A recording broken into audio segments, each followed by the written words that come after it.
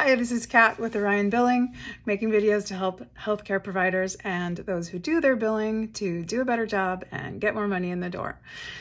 As a practice owner or a manager, it is never a good idea to just assume that everything is going okay in your billing department. It is your money.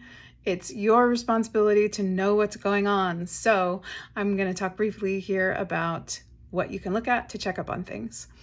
First, run your accounts receivable report or get your biller to do that. Take a look at the whole picture. And I highly recommend doing this every month so that you have a statistical comparison, last month as compared to this month, as compared to prior months. The accounts in your current category are waiting for an insurance response, right? Your biller is expecting the insurance to respond in a couple of weeks. It takes them a couple of weeks. So that is normally not a concern, although things do start coming back in that time period. 30-day and over is where your billing department really is putting most of their time and attention.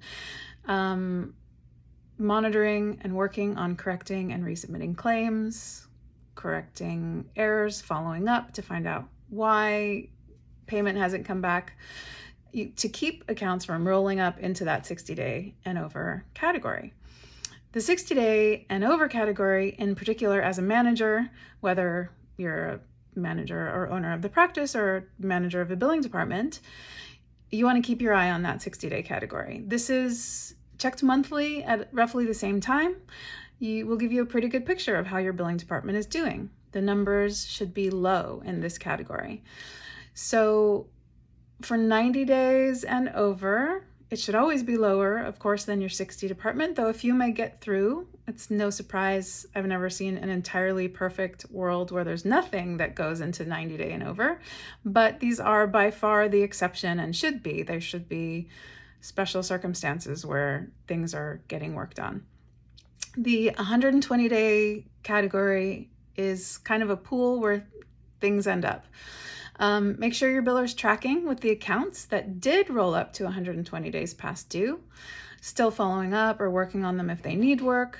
Most of the accounts there are likely going to be patient balances, and you can get a good collections company to help you with this so they don't just sit there forever unpaid. If things are not looking good in some category, take a look at the insurance responses and see what they're saying. You can ask your biller for those if you don't have, easy access to them yourself. And if you don't really understand them, ask your biller and make sure that they do understand the insurance response or that they are in the process, at least, of finding out. Another thing to keep an eye on every month, some people like to do that, is your top 10 highest account balances. Most probably, hopefully, those are mostly in current with no insurance responses yet, but see what else is there and make sure they're getting taken care of. You can probably get more money for the work you're doing. I hope to help you do that with the information in my videos. I want to help healthcare providers get more of what they earn. Have an awesome day.